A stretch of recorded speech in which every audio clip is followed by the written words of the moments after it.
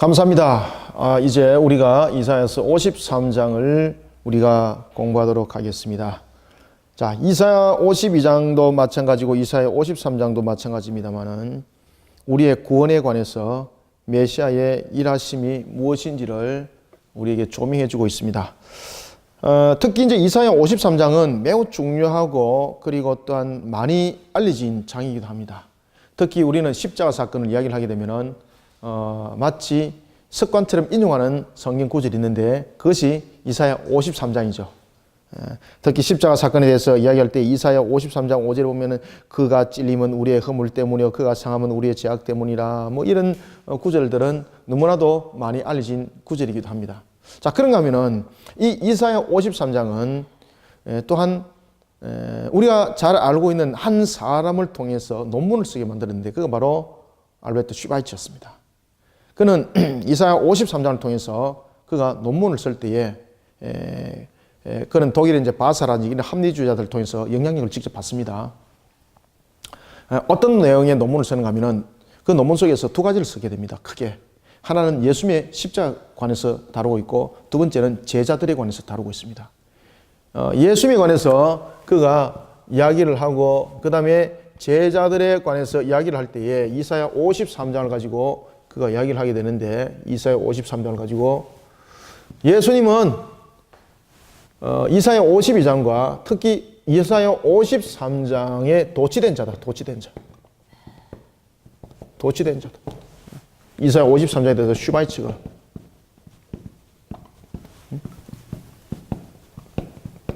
알베르토 슈바이처가 그는 신학자였죠. 그죠? 의사하기 전에 먼저 신학자였습니다. 예수님은 이사야 53장에 도취된 자였다.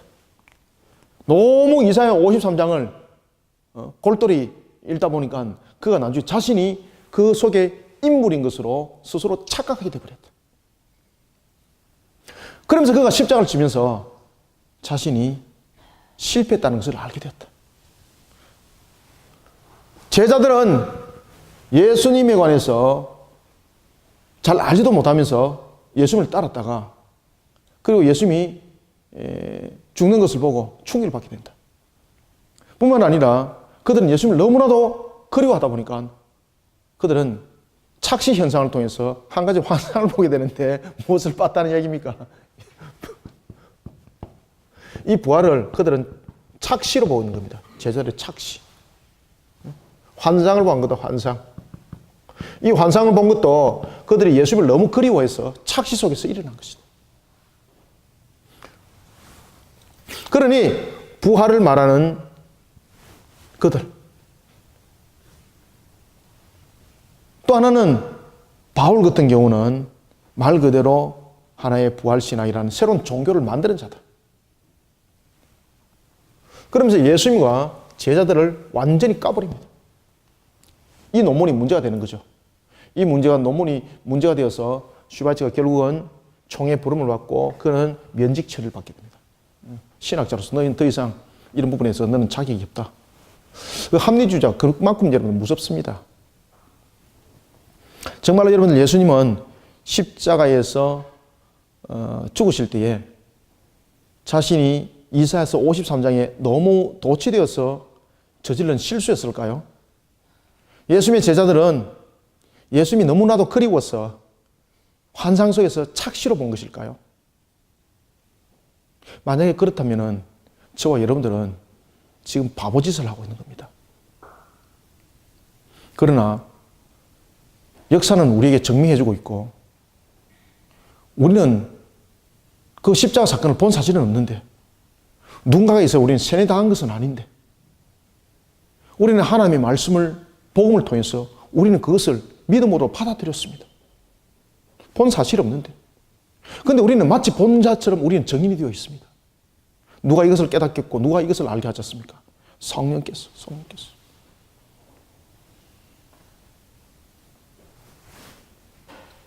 예수님의 십자가 사건은 이미 많은 역사 속에서 증거하고 있습니다. 예수님의 십자가 사건은 이미 여러 역사 사실을 통해서도 요세푸스를 통해서도 이미 십자가 사건은 증거되고 있습니다. 그런데 알베르토 슈바이처가 이런 마귀의 짓을 하는 겁니다. 이사야 53장은 메시아의 순환사에 대해서 이야기를 하고 있습니다.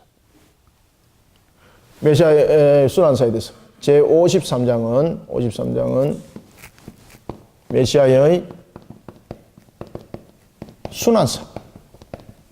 메시아가 여러분 왜 순환을 받을까요? 메시아가 순환을 받는 것은 무엇에 관한 순환입니까? 순환을 통한 대속. 그리고 그 대속의 사역과 예언의 성취가 어떻게 일어날 것인지를 우리에게 가르쳐주고 있습니다. 예언의 성취에 관해서 이 내용들을 다뤄주고 있는 것이 이사야 53장이 되겠습니다.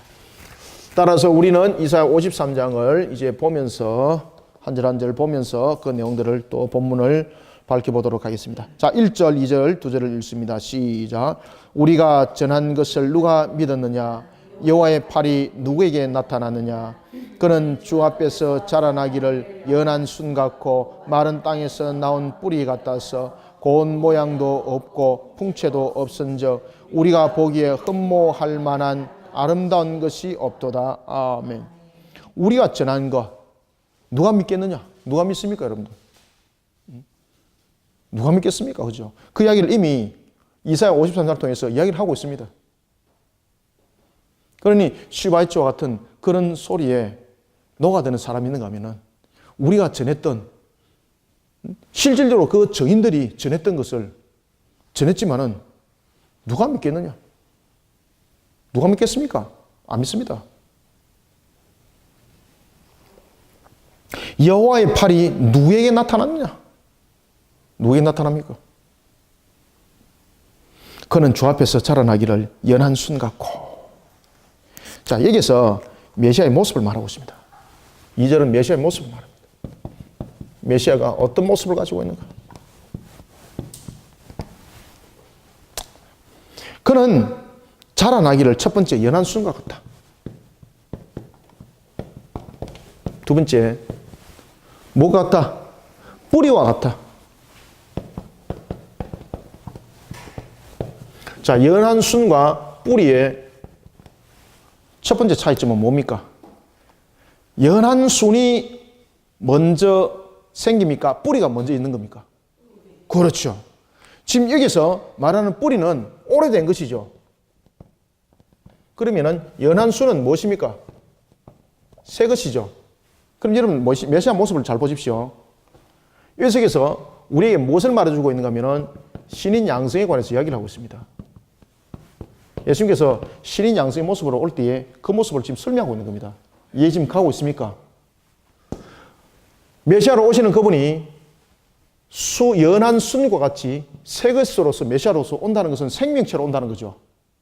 그때에 그 생명체로 오시는 분이 그냥 피어서 오는 것이 아니라 그 뿌리에 근거를 두고 온다는 거죠. 그럼 그 뿌리는 무엇입니까? 이미 오래된 거죠. 그러면 예수님은 이미 존재하시는 분이라는 이야기죠. 다시 말하면은 사람의 몸이라는 새 것으로 올 때에 그분은 이미 존재하신 분이죠. 그러면 다시 말하면은 하나님이신 그분이, 신이신 그분이 인간을 취하시죠. 그리고 하나의 인격을 형성함이 되는 거죠. 이런 신인 양성을 다루고 있는 겁니다. 메시아의 모습을 보면서. 그는 연한 순, 새롭게 태어나는 하나의 생명인데, 근데 그 생명은 나중에 보니까 뿌리에 연결되어 있더라. 오신 메시아는 사람으로 그냥 태어난 것이 아니라 그분이 한 인격을 형성하기까지는 하나님이신 그분이 인성을 취한 가운데서 오신다는 것을 메시아에 대해서 우리에게 표방해 주고 있는 것입니다. 따라서 우리는 그는 주 앞에서 자라나기를 연한 순 같고 마른 땅에서 나온 뿌리 같아서 고운 모양도 없고 풍채도 없은즉 우리가 보기에 흠모할 만한 아름다운 것 없더라. 그럼에도 불구하고 이렇게 오신 분이 어디서 온다는 이야기입니까? 낮고도 어떤 모습? 천한 모습. 그래서 신인 양성에 관한 부분들을 이야기를 하고 있을 때에 예수님의 무엇을 담고 있습니까? 비하를 담고 있습니다. 비하를. 왕족으로 오시고 이런 것이 아니고 권세를 누리기 위해서 오신 것이 아니라 그 원뿌리를 가지고 계시는 그분이 낮고도 천한 모습으로 이 땅에 오실 것에 대한 예언입니다, 이게. 그러니 예수님께서 그 모습대로 여러분들 잘 아시는 것처럼 마구간에서 태어나심이죠. 그죠? 예수님은 여러분들 잘 아시는 것처럼 하나님이신 그분이 마리아를 통해서 마리아 몸에 잉태되죠. 그분이 어디로 오십니까, 여러분들? 그의 아버지는 목수였습니다. 뭐 제사장도 아니고. 그죠? 물론 오실 메시아는 분명히 유다 지파 속에서 이야기를 했기 때문에 제사장으로 올 수는 없는 건 맞습니다. 그러면은 왕족으로 와야 되잖아요, 왕족으로. 다윗의 분명히 이세 뿌리로 분명히 온다고 그랬는데, 예? 이세 뿌리로. 따라서 예수님께서 여러분들 오심의 모습에 보면은 마태복음과 누가복음에서 우리는 족보를 통해서 우리 교회 홈페이지 보면은 제가 그 내용들을 다 적어놨죠, 그죠? 마태복음을 통해서는 누구의 혈통을 통해서 그 내용을 다루고 있습니까? 요셉을 통해서, 요셉을 통해서. 그 다음에 누가복음은 누구를 통해서? 마리아를 통해서 그 혈통을 다루는데 이 모든 것들이 어디로 통일되더라? 다윗의 혈통으로. 이 두 사람이 전부 다 다윗의 혈통입니다. 다윗의 혈통입니다. 그 예언의 말씀대로 왔는데 요셉은 무엇이었습니까? 목수였죠, 목수.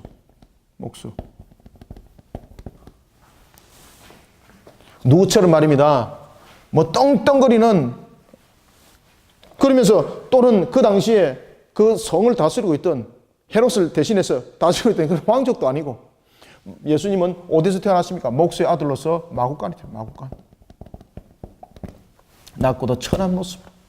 그러니 오실 메시아에 관해서 오실 메시아가 어떤 분인가는 연한 순과 뿌리를 통해서 설명했고, 그 다음에 오늘도 본문 속에서 나타나고 있는 것처럼 고운 모양도 없고 풍채도 없은즉 우리가 보기에 흠모할 만한 아름다운 것이 아무것도 없더라.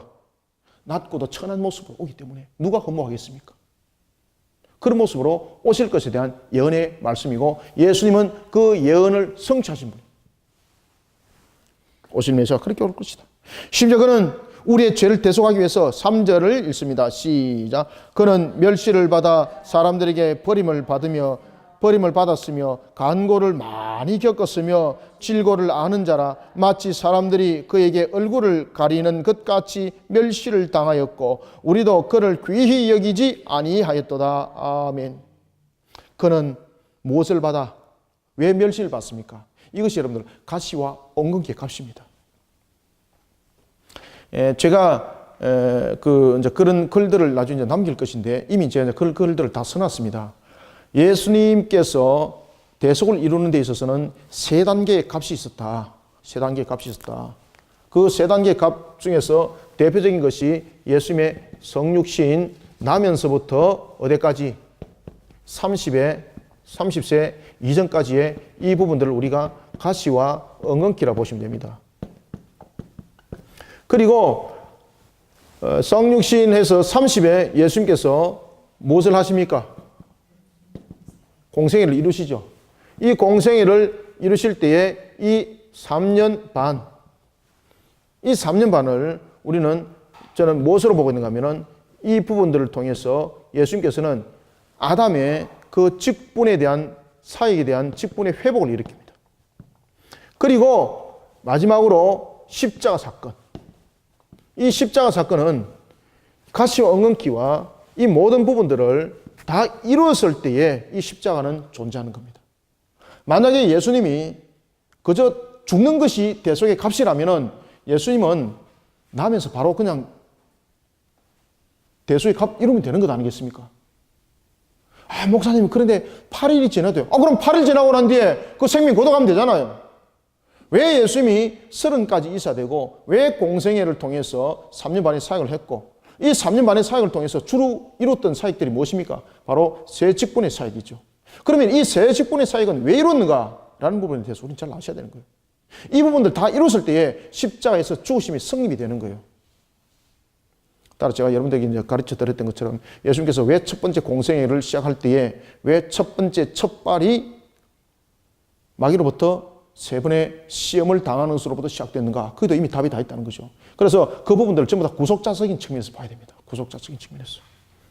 이 공생애라는 이런 부분들, 예수님께서 성육신에 대한 이 부분들, 이 모든 부분들, 여러분 구속자적인 측면에서 이 내용들을 전부 다 함께 봐야 됩니다.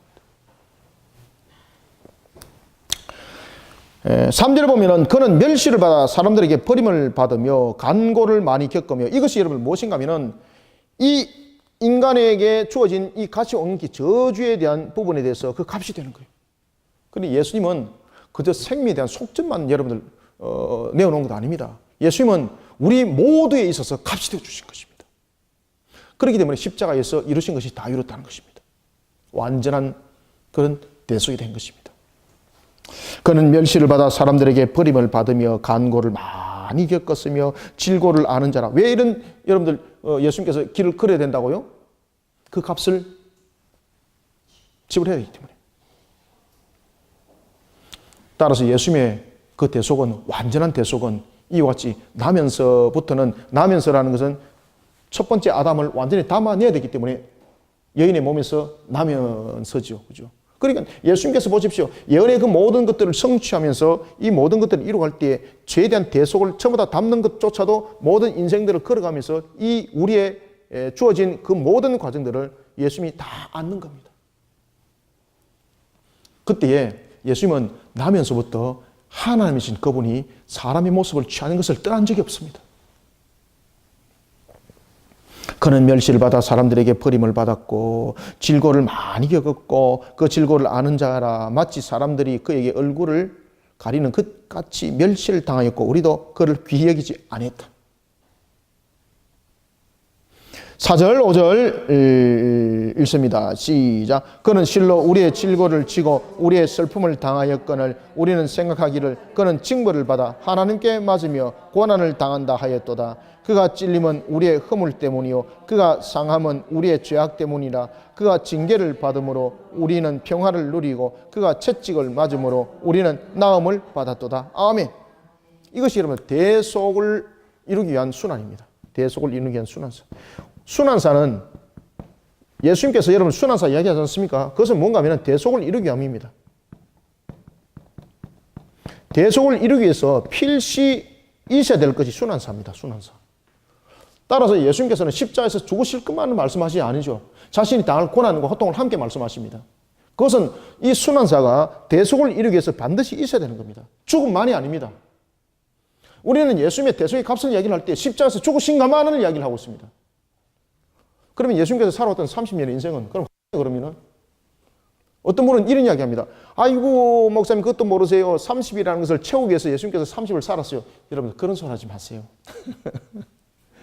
성경의 근거가 어디 있습니까? 저는 이 부분들을 성경의 근거를 다 대라 그러면 다 됩니다. 저는. 왜냐하면 이 부분들을 이미 제가 거의 다 연구를 다 했기 때문입니다. 지금 이 시간은 짧은 시간에 여러분들에게 논하지 못하지만 다음에 제가 특강을 통해서 이 부분을 상세하게 제가 한번 말씀을 드리겠습니다. 주일 오후 특강을 통해서. 목요 성경 공부를 통해서는 이 부분들을 다룰 수는 없고요. 주일 오후 특강을 통해서 이 부분들 제가 상세하게 제가 한번 말씀을 드리겠습니다. 녹화를 통해서 또 여러분들에게 내용들을 알려드리도록 하겠습니다. 그가 찔림은 우리의 허물 때문이다. 보십시오. 값을 지불입니다. 그가 왜 찔렸습니까? 우리의 허물 때문이라는 거죠. 가시 엉겅퀴에 대한 값입니다. 그의 상함은 우리의 죄 때문이다. 가시 엉겅퀴에 대한 순환사를 말하고 있습니다. 그냥 죽는 것만 말하고 있지 않죠. 따라서 이사야 53장 이미 5절도 순환사에 대해서 가시 엉겅퀴, 다시 말하면 예수님이 왜 30을 살아야 되고 왜 공생애를 예수님은 행하셔야 되고 왜 십자가를 오르기 전에 제7일의 사건이 왜 있어야 되는가를 지금 설명하고 있는 겁니다. 여러분들이 잘 아시는 것처럼 우리가 여러분들 보시면은 예수님은 30이고 그 다음에 3년 반의 공생애가 있고 십자가 있기 전에 조금 더 확대해서 제가 한번 그려볼까요? 있기 전에 무슨 사건이 있습니까? 일주일 사건이 있죠. 일주일 사건. 그리고 난 뒤에 십자가 아닙니까? 이 모든 것들이 여러분들 다 이루어졌을 때에 요한복음 19장 다 이뤘다라는 내용들이 성립이 되는 겁니다. 찔림이라는 것은 무엇인가? 상함이라는 것은 무엇인가? 찔림은 우리의 허물 때문이고 상함은 우리 죄 때문이다. 그죠? 분명히 지금 구별하고 있지 않습니까? 우리의 허물, 가시 엉겅퀴 대한 값입니다. 예수님께서 여러분들 30이라는 인생을 살아올 때에 그냥 살아왔겠습니까? 하나님이신 그분이 살아온 겁니다, 여러분들. 사람의 모습을 취하고 예수님께서 십자가 사역을 할 때, 요단강에 있을 때, 그때 비로소 신성을 취했다라고 말하면 이건 완전히 이단이죠. 예수님은 신성이 떠난 적이 없습니다.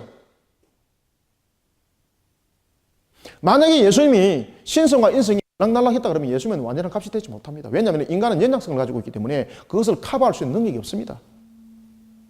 오늘 우리는 본문 속에서도 찔림은 우리의 허물 때문이라고 딱 구분하고 있습니다. 상함은 우리 죄 때문이라고 말하고 있고 그가 징계를 받음으로 우리는 평안을 누렸다는 것을 말하고 있습니다.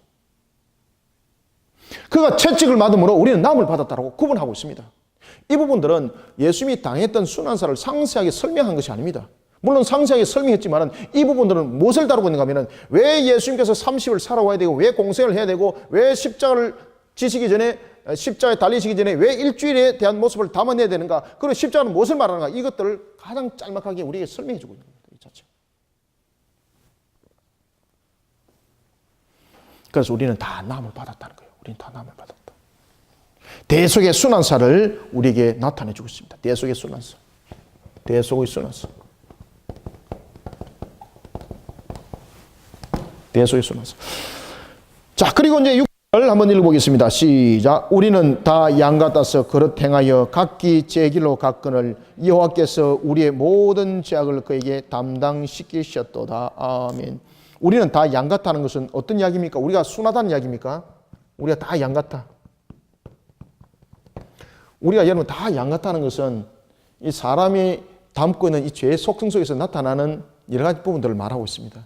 주인이 불러도 새길로 가는 자들이 있고 오는 자들이 있고, 그렇죠?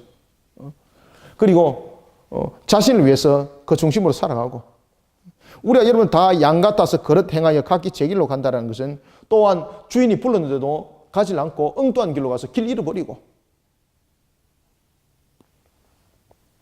따라서 우리가 다 양 같다는 것은 우리가 순하다는 뜻을 말하고 있는 것이 아니라 양의 성질 속에서 나타나는 그릇된 모습을 담고 있는 겁니다. 이게 다 양 같다는 것은 그릇된 모습.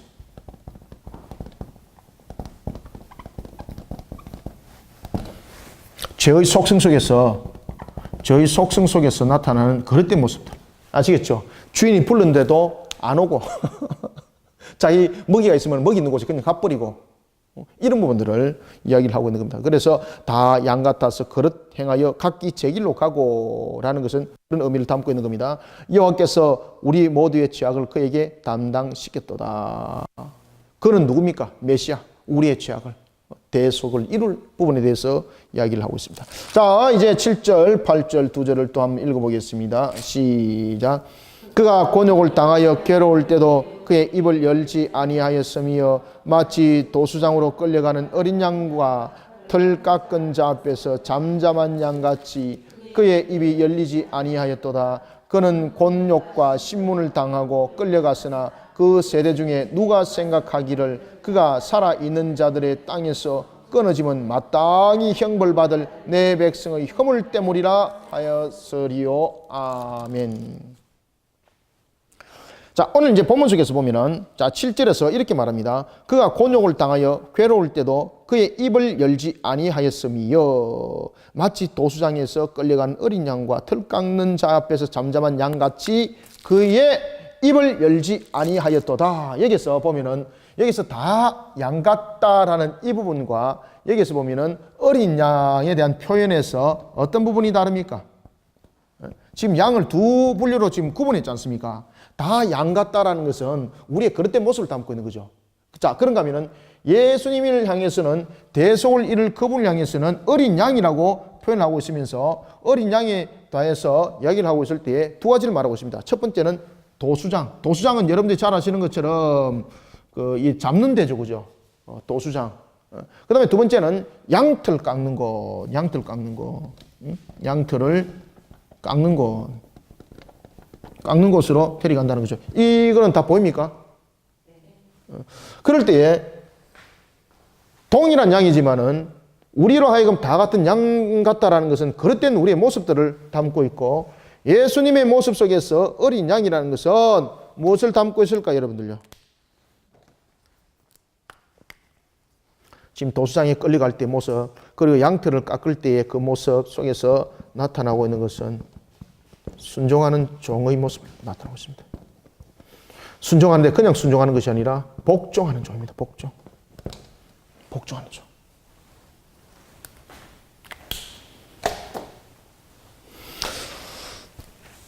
그가 곤욕을 당하여 괴로울 때도 그의 입을 열지 아니하였으며, 그 모든 것을 받아들인다는 이야기입니다.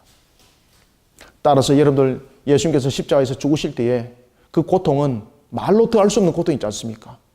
특히 겟세마네 동산에서 기도할 때에 아버지여 이 잔이 나에게서 물리쳐 줄 수만 있다면 좀 물리쳐 주옵소서 라고 예수님께서 기도하실 때에 그 땀이 마치 핏방울 같았다라고 성경은 말하고 있습니다. 지옥의 고통. 예수님께서 하나님이신 그분이 죄를 대속을 이루지만은 지옥의 고통을 감내를 해야 되는 거예요. 그 고통이 너무나도 극심했던 거죠. 그러니 그 고통이 차라리 나에게서 물리쳐 줄 수만 있다면, 근데 그 고통을 전부 다 죄의 값으로 전부 다 안아야 되는 거예요. 근데 그 고통이 만약에 감내가 된다면 예수님은 십자가에서 완전한 값이 됩니까? 되지 못합니까? 완전한 값이 되지 못하는 겁니다. 그때에 예수님께서 무엇이라고 이어서 기도하십니까? 내 뜻대로 마옵시고, 누구의 뜻대로? 아버지의 뜻대로 이루어지게 하여 주옵소서. 이것이 여러분들 이사야서 지금 53장 7절에 나옵니다. 도수장에 끌려갔을 때에 틀을 깎는 그곳에서 복종하는 종, 순종하는 종으로서의 그 모든 것을 주인이 이루고자 하는 그 뜻을 이루기 위한 그 양으로서 밖에 가치를 바라지 않는다는 겁니다. 나를 위한 양이 아니라 그 주인을 위한 양. 여러분들, 양이 털을 깎게 되면은 그 털 깎아가지고 그 털 깎은 값으로 양 줍니까? 아이고, 너 이거 가지고 좀 좋은 거 사 입어. 이렇게 합니까? 양을 잡아가지고 그 양의 값을 누가 가져갑니까? 털 깎았으면은 털 깎은 그 값을 누가 가져갑니까? 다른 사람 안 주죠? 그 주인이 가져가는 거죠. 바로 예수님의 대속이 무엇인지를 설명하고 있는 겁니다. 순종뿐만이 아니라, 순종뿐만이 아니라. 그래서 예수님께서 이루실 대속은 완전한 값이라는 것을 설명하고 있습니다. 완전한 값이라는 것을 설명합니다. 그렇기 때문에 예수님께서 아버지요, 이 잔이 나에게 물리칠 수만 있다면은 이라고 하다가 나중에 내 뜻대로 마옵시고 누구 뜻대로? 그렇죠. 완전한 값이 되도록. 아버지 뜻대로. 완전한 값이 되도록. 그것이 7절의 내용입니다. 그러면서 입을 열지를 안 했다. 입을 열지를 안 했다. 8절에 말합니다. 그는 곤욕과 신문을 당하고 끌려갔으나 그 세대 중에 누가 생각하기를 그가 살아있는 자들의 땅에서 끊어짐은 마땅히 형벌받을 내 백성의 허물 때문이라 하였으리요. 아멘. 끊어짐은 고난의 끝이 죽음이라는 것을 말하고 있습니다.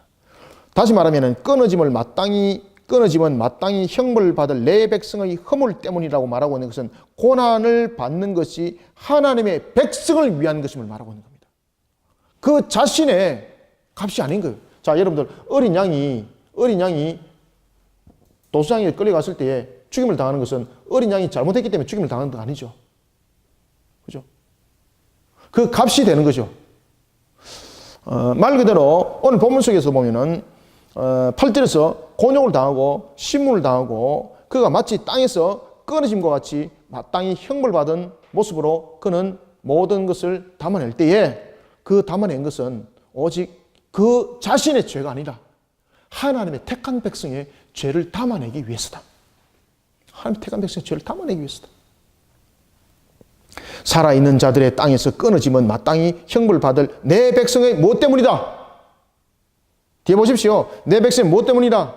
허물 때문이라. 허물 때문이라. 허물 때문이라. 따라서 그 고난을 통해서 죽음은 고난받지 않아도 될 그분이, 죽임을 당하지 않아도 될 그분이 고난을 받으시고 죽임을 당한 것은 오직 누구 때문이라고 말하고 있습니까? 오직 하나님의 택한 백성 때문이다. 택한 백성.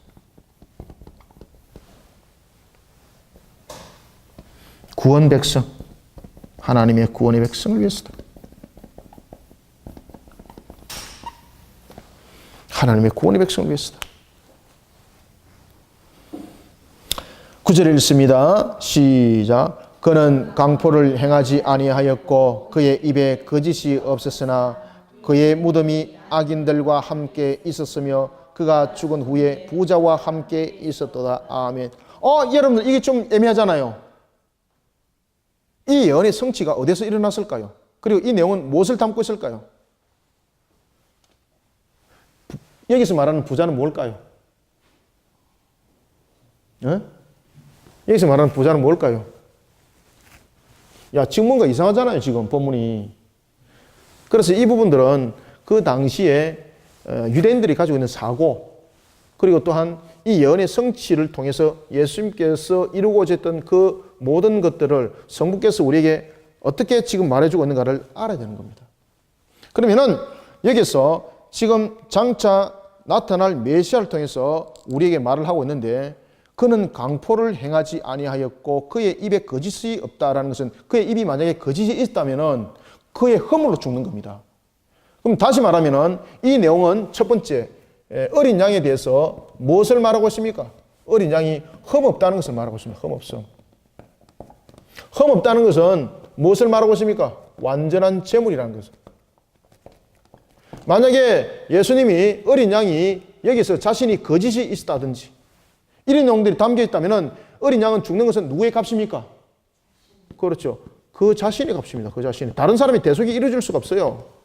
만약에 그가 거짓이 있었다면 어린 양이 죽는 것은 십자가에서 죽어봐야 그는 다른 사람의 대속이 이룰 수 없습니다.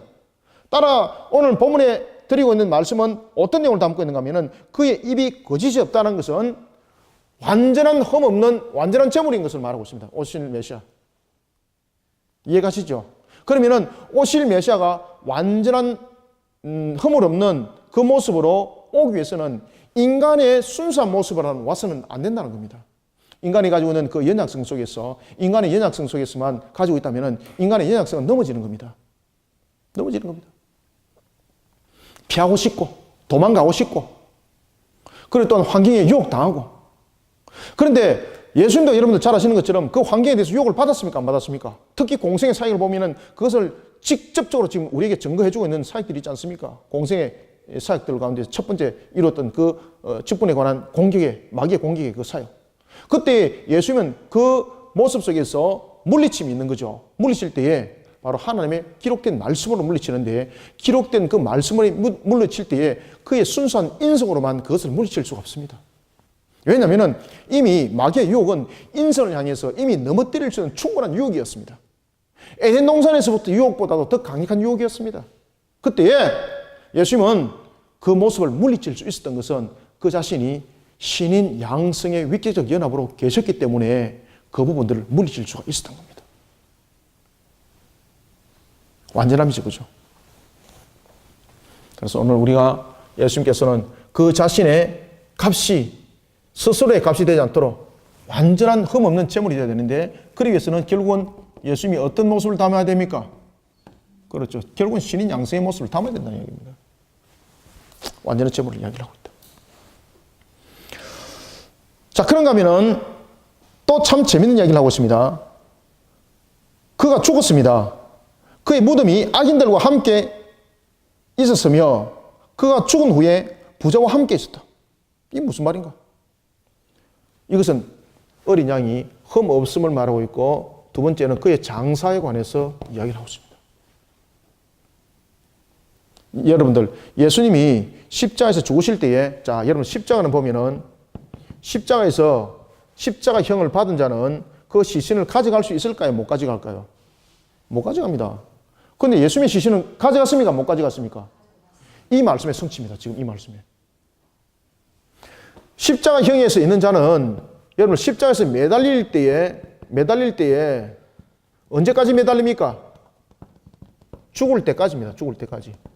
왜냐하면 십자가형은 말 그대로 국가에 대한 어떤 전복 세력, 그 다음에 권력을 향한 강력한 그런 죄를 가지고 있는 자들, 사회에 대해서도 아주 혼란한 죄, 그 십자가형이라는 것은 아주 극악무도한 자들을 향한 사형 선고죠. 용서받을 수 없는, 세상에서 말하면 용서받을 수 없는 자라고 그들이 인정했을 때 요런 십자가형을 로마 정부에서 내리셨죠. 그 당시에. 뭐 십자가형이라는 것은 이미 말뚝형으로부터 뭐 T자형, 그리고 이것이 예수님께서는 팻말을 붙이면서 그것이 십자가의 모습이 됐다라는 것은 이미 여러분들에게 뭐 다 말씀을 드렸던 것이고. 그러면은 이 십자가형에 죽은 자는 어떻게 하는가? 죽은 자는 어떻게 합니까? 그 시신은 가족들한테 준다, 안 준다? 안 줍니다. 왜 안 줍니까? 죽어서까지 모욕을 치르게 합니다. 왜냐하면 이 십자가형을 치른 자의 시신은 절대 묻지 못하게 합니다. 묻지 못합니다. 그러면은 묻지 못하면은 이 시신은 어떻게 처리하겠습니까? 들판에 짐승에 먹입니다. 먹이. 짐승에 먹이를 줍니다. 그래서 그것을 철저하게 죽어서까지 철저하게 그렇게 그들이 심판함으로써 자신들의 권력을 향해서 도전하지 못하도록, 그렇기 때문에 이 십자가형을 통해서 사람들에게 보여주면서 공개재판하고, 그리고 그 처형이 되고 그 모든 끝 마무리도 멀리서 하지 않습니다. 사람들이 사는 그곳에서 합니다. 그 이유가 다 이렇게 있는 거죠. 그러면 예수님의 십자가에서 죽으심은 말 그대로 저주의 형틀인데, 그 저주의 형틀 속에서 값을 다 지불했더라도 그 시신은 가져갈 수 없는 거죠. 그런데 오늘 본문 속에서는 어떤 이야기를 하고 있는가 하면, 예수님은 누구의 무덤 속에, 이 내용은 부자의 무덤에 장사된다는 것을 예언하고 있는 겁니다. 부자의 무덤에. 이 예언의 성취가 일어났죠. 어디서 일어났습니까? 마태복음 27장 57절부터 60절에 보면은, 마태복음 27장 57절부터 마태복음 27장 57절에서부터 60절에 보면은 누가 등장합니까? 이것은 보이죠? 누가 보입니까? 그렇죠. 아리마대 요셉. 아리마대 요셉이 등장하죠. 마태복음 27장 57절부터 60절. 아리마대 요셉이 예수님의 시신을 달라 그러죠. 시신을 줄 수가 없어요. 달라 그러는데 아무도 거부하지 않죠. 그리고 아리마대 요셉에 의해서 예수님은 누구의 무덤에 장사됩니까? 아리마대 요셉의 이 무덤에 여러분 장사되는 겁니다. 이 무덤에. 그러면은 예수님은 우리의 죄를 대속해서 죽었을 뿐만 아니라 이것은 어떤 내용들을 설명하고 있는가 하면은, 예수님은 십자가에 달릴 때에 자신의 죄로 인하여서 죽은 자가 아니라는 겁니다. 자신의 죄로 인해서 죽었으면은 예수님은 묻지 못하죠. 들판에 짐승들에게 먹이가 되어야 됩니다. 그 당시에 여러분들이 잘 아시는 것처럼 예수님의 십자가는 좌우편에도 죄수들이 있었다 그랬습니다. 그런데 그들의 시체는 거둬가지 못합니다. 그죠? 짐승들이 뜯어먹는 거예요. 그런데 예수님의 시체는 거둬갑니다. 그것은 무엇을 말하고 있습니까? 예수님은 십자가에서 죽으심이 대속의 우리의 죄, 우리의 허물 때문이었고 자신의 죄 때문이 아니라는 것을 부자의 장사, 무덤의 장사가 설명하고 있습니다. 이제 이해가시죠? 그래서 여러분 신약 성경 앞으로 읽으면은 아리마대 요셉의 무덤에 장사되면은 이것을 딱 기억하셔야 돼요. 오늘 제가 말씀드렸던 것도. 아, 왜 아리마대 요셉의 무덤에 장사되는가라는 것은 이 예언의 말씀에 그냥 성취입니다. 이렇게 보시면 안 됩니다. 이것은 무엇을 함께 담고 있다? 예수님은 그 자신이 죄 없다는 것을 설명하고 있는 거예요. 설명하는. 자, 그러면서 여러분들요. 자, 10절도 한번 또 읽어보겠습니다. 자, 10절 읽고 제가 설명 또 드리겠습니다. 자, 시작. 여호와께서 그에게 상함을 받게 하시기를 원하사 질고를 당하게 하셨은저 그의 영혼을 속건 제물로 드리게 이르면 그가 씨를 보게 되며 그의 날을 길 것이요 또 그의 손으로 여호와께서 기뻐하시는 뜻을 성취하시리로다. 아멘. 여호와께서 그에게 상함을 받았다는 거죠. 받게 하시기를 원하사 질고를 당하게 하셔서 그의 영혼이 무엇으로 드려졌다는 겁니까? 지금 예수님께서 앞으로 장차 일어날 이 메시아의 순환사를 통해서 그 대속을 어떻게 이룰 것이고 그 예언은 어떻게 성취될 것인지 우리에게 설명하고 있습니다. 그때에 어떤 말씀을 우리에게 또한 주고 있습니까? 그의 죽음에 대한 가치를 설명하고 있습니다. 그의 죽음에 대한 가치를 설명하고 있을 때에 자, 여러분들 보시면은 우리가 이미 우리가 출애굽기를 통해서도 우리가 이제 배웠고 레위기를 통해서도 우리가 다시 한 번 더 우리가 이제 반복적으로 좀 공부를 했고 또 우리가 진도를 나가고 있습니다. 5가지 제사에 대해서 한번 여러분 이야기를 한번 해봅시다. 번제가 있고 소제가 있고 그리고 속제제가 있고 속건제가 있고 무엇이 있습니까? 화목제가 있습니다. 그래서 예수님은 이 모든 5가지 제사를 다 성립한 것이죠.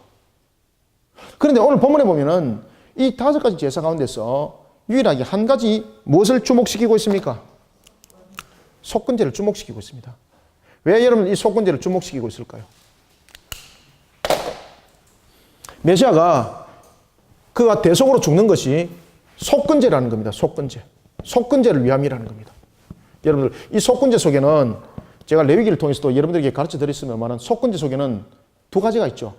하나는 무엇이 담겨져 있습니까? 번제의 성격이 있고 또 하나는 어떤 성격이 담겨져 있습니까? 화목제 성격이 담겨져 있죠. 그죠? 속건제는. 죄에 대해서 먼저 회개하고 그래서 예물을 태우는 부분들이 있죠. 순양을 드리고 그 다음에 화목을 이루는 부분들이 속건제 속에 있죠. 그래서 속건제 드릴 때 보면은 여러분이 이제 잘 아시는 것처럼 속건제 드릴 때에 만약에 에바를 드리게 되면은 곡식 에바를 드리게 되면은 에바의 10분의 1을 취하게 하고 그 다음에 한 움큼만 취해서 태우게 하고 남은 것은 누구를 주게 합니까? 그렇죠. 제사장 주게 하죠. 제사장 주게 하죠. 예수님께서 다시 말하면은 오실 메시아가 대속을 이룰 때에 그 죽음은 속건제라는 겁니다. 말 그대로 죄를 통해서는 그 값이 되어주게 하시고 화목을 통해서는 하나님의 용서함이 성립이 되어야 되는 거예요. 그렇죠? 그래서 예수님의 십자가에서 죽으심은 이런 성격을 담고 있다. 오실 메시아의 성격은 죽으심은 대속의 죽음은 이런 성격을 담고 있다. 우리의 죄를 통해서는 대속을 이루고 그리고 하나님과는 화목을 이루는 용서를 일으키는 그런 대속의 드림이 된다는 것을 오늘 이 본문을 우리에게 설명해 주고 있는 겁니다. 이해가십니까? 그래서 그의 영혼을 속건제물로 드리기에 이르면이라는 것은 바로 죄를 위한 제물을 통해서 고난의 종의 모습을 정확하게 담고 있는데 그것은 메시아의 죽음은 2가지를 이룬다는 거죠. 무엇을 이룬다? 2가지를 이룬다. 첫 번째는 대속을 이루고, 그죠? 첫 번째는 무엇을 이룬다? 대속을 이루고, 두 번째는 무엇을 이룬다? 화목을 이룬다는 화목을. 글자가 너무 이게 필체가 좋아가지고 제가 화목을 이룬다는 거죠. 화목을. 아시겠습니까? 이 말씀대로 예수님께서 성취하시죠. 십자가에서.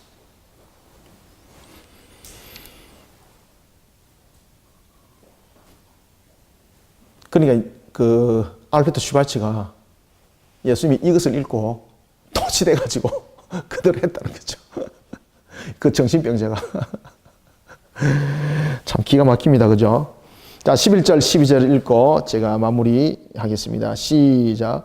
그가 자기 영혼에 수고한 것을 보고 만족하게 여길 것이라. 나의 의로운 종이 자기 지식으로 많은 사람을 의롭게 하며 또 그들의 죄악을 친히 담당하리로다. 그러므로 내가 그에게 존귀한 자와 함께 몫을 받게 하며 강한 자와 함께 탈취한 것을 나누게 하리니 이는 그가 자기 영혼을 버려 사망에 이르게 하며 범죄자 중 하나로 헤아림을 받았습니다.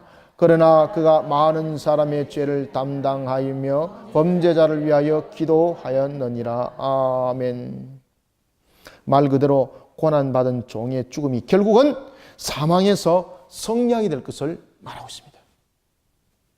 그때에 그 승리는 자신을 위한 승리가 아니라 우리를 향한 승리라는 것을 말하고 있습니다. 대속을 이룬다는 거죠.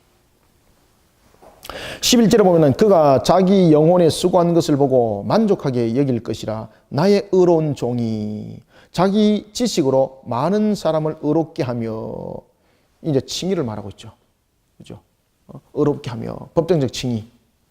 또 그들의 죄악을 친히 담당하리로다. 자, 여기에 여러분들 뭔가 하면 예수님께서 이루신 그 의를 말하고 있습니다. 의. 자, 예수님께서 여러분들 대신해서 죽으심이 대신해서 죽으심이 만약에 그냥 대신하여서 그 값을 이루고자만 한다면은 그냥 대속으로 끝나는 거죠. 왜냐하면은 양도 여러분들 보시면은 양이 죄를 대신해서 죽을 때에 양이 의롭다고 말하지 않지 않습니까?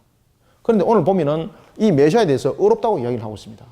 이것은 뭔가 하면은 왜 의롭다고 이야기를 하고 있는가 하면은 성자께서 다시 말하면 대속을 이룰 그 메시아이신 그 주님께서 이 대속에 이르는 부분에 대해서 그 결정들을 자신이 했다는 겁니다.